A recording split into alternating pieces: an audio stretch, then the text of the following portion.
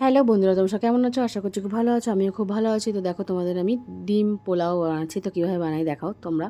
তো কিছুটা দেখো সাদা তেল দিয়ে দিয়েছি, কয়েকটা গোটা গরম মশলা ফোড়ন দিয়ে দিলাম, একটা তেজপাতা, একটা শুকনো লঙ্কা, কয়েক টুকরো পেঁয়াজ কুচিয়ে রেখেছি। সেটা একটু ভালো করে ভেজে নেবো সব কিছু একসাথে। দেখতেই পাচ্ছ, পেঁয়াজটা একটু হালকা লাল করে ভেজে নেবো। দেখতে পাচ্ছ তোমরা। এদিকে দেখো, আমি কিছু বাসমতি চাল ভিজিয়ে রেখেছি, সেটা জল ঝরিয়ে নিয়েছি একদম শুকনো করে, স্টেনারে ঢেলে নিয়েছি। 8 ঘন্টার মতো ভিজিয়ে রেখেছি। তোমরা চাইলে ওটা গোবিন্দভোগ চালের করতে পারো, আমি বাসমতি চালের করছি। তো দেখো, এই পেঁয়াজটার মধ্যে আমি দুটো টমেটো কুচিয়ে রেখেছিলাম, সেই টমেটোটাও দিয়ে দিলাম। এদিকে দেখো, কয়েকটা রসুন, 1 ইঞ্চি আদা, কয়েকটা কাঁচা লঙ্কা সেটা পেস্ট করে রেখেছিলাম, সেটাও দিয়ে দিচ্ছি। দিয়ে আবারও ভালো করে আমি মিশিয়ে নিচ্ছি মশলাটার সাথে, পেঁয়াজটার সাথে ভালো করে মিশিয়ে নিচ্ছি। এবার দেখো, সামান্য পরিমাণে জল দিয়ে দিলাম যাতে করে মশলা না পুড়ে যায়, যাতে কড়াই না লেগে যায়, তার জন্য একটু জল দিয়ে দিলাম। এবার কিছু দেখো গুঁড়ো মশলা দিয়ে দিচ্ছি, কিছুটা স্বাদ মতো নুন দিয়ে দিলাম, অল্প একটু পরিমাণে হলুদ দিয়ে দিচ্ছি, সামান্য পরিমাণে একটু কাশ্মীরি গুঁড়ো লঙ্কা সেটাও দিয়ে দিলাম। তো মশলার মধ্যে আর তেমন কিছু দেওয়ার নেই। এবার সব কিছুকে ভালো করে একসাথে মিশিয়ে নিচ্ছি।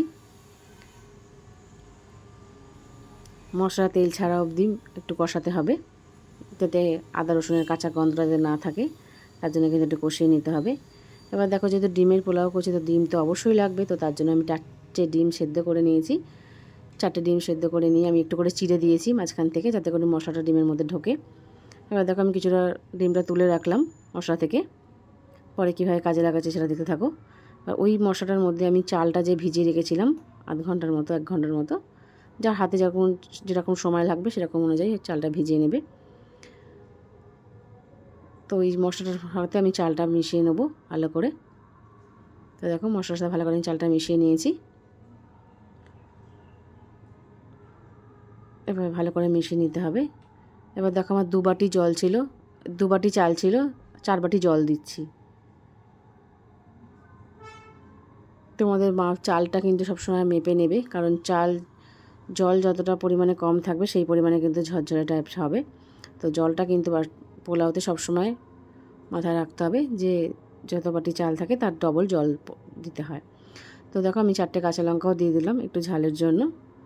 তো এবার আমি ঢাকা দিয়ে রেখে দেবো 10 মিনিটের জন্য। 10 মিনিট পর তোমাদের খুলে দেখাচ্ছি। তো দেখো, 10 মিনিট মোটামুটি হয়ে এসছে, অনেকটা কিন্তু জলটা টেনে নিয়েছে চালটার মধ্যে। তো এবার আমি যে ডিমগুলো তুলে রেখেছিলাম সেই ডিমগুলোর মধ্যে দিয়ে দিচ্ছি। এভাবে দেখো বসিয়ে দিচ্ছি। আবার আমি 10 মিনিটের মতো ঢাকা দিয়ে রেখে দেবো। এরকম 10 মিনিট করে আমি দেখাচ্ছি, দেখে নাও। তো এরকম 10 মিনিট পরে আবার দেখো দেখাচ্ছি। এবার আমি 1 চামচের মধ্যে ঘি দিয়ে দিলাম। আমি কিন্তু একদমই নাড়িনি, কেন বেশি নাড়লে কিন্তু চালগুলো ভেঙে যেতে পারে, তাই কিন্তু একদমই আমি নাড়িনি, শুধু চেক করে মাঝে মাঝে দেখছিলাম। তো দেখো, জলটা আমার আর কিছুটা শুকাতে বাকি রয়েছে। এবার আমি কিছুটা দম দিয়ে আরও 5 মিনিটের মতো রেখে দেবো গ্যাসের মধ্যে। তারপর দেখো, তোমাদের তুলে দেখাচ্ছি। তো ভাতটা কতটা ঝরঝরে হয়েছে। এটা কিন্তু গরম রয়েছে, ঠান্ডা হলে কিন্তু আরেকটু ঝরঝরে হয়ে যাবে। এটা একদমই গরম, কিন্তু ঠান্ডা হলে যতটা অনেকটাই ঝরঝরে হয়ে যাবে। তো দেখতেই পাচ্ছ, আমি চালটা দেখাচ্ছি আর দিয়ে। তো আমার রেসিপি কেমন লাগলো, ভালোটা লাইক, কমেন্ট, শেয়ার, সাবস্ক্রাইব করবে। নতুন বন্ধু হলে পাশে থাকবে। এরকম নিত্য নতুন ভিডিও দেখতে হলে চ্যানেলটাকে অবশ্যই সাবস্ক্রাইব করে দেবে। ভিডিও দেখে ভালো লাগলে একটা কমেন্ট অবশ্যই জানাবে। এখনও যারা সাবস্ক্রাইব করেনি প্লিজ সাবস্ক্রাইব করানো রইল।